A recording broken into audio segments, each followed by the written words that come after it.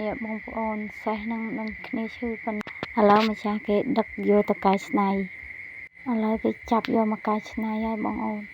បន្ទាប់មកគេដំដៃជើងសេះនឹងដើម្បីកែច្នៃចាប់ផ្ដើមឈូសកញ្ចក់ជើងកាត់វាឲ្យស្អាតកែច្នៃដើម្បីកុំឲ្យវាឈឺជើងហើយស្រួលដើរឲ្យវាបានដើរយូរកាត់ភ័យកាត់អីកុំឲ្យវាមុតបលាមុតអីបងអូនឥឡូវគេកាត់កញ្ចក់ជើងម្ដងគេកាត់កញ្ចក់ជើងសេះនឹងហើយគេរូតវាឲ្យស្អាតដើម្បីឲ្យស្មើឲ្យវាស្រួលដាក់ដែកឥឡូវគេពុតដែកនឹងដើម្បីភ្ជាប់មួយជើងហ្នឹងឲ្យវាស្រួលដើរកាន់តែស្រួលដើរពេលចូលភ័យចូលអីចឹងទៅវាអត់មុតបលាមុតអីនាំឈឺចឹងឥឡូវគេដំភ្ជាប់មួយជើងសេះហ្នឹងហើយបងអូនឥ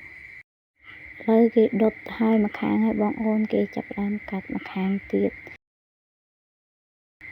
ហើយគេដំវាម្ខាងជារួចរាល់ហើយបងអូន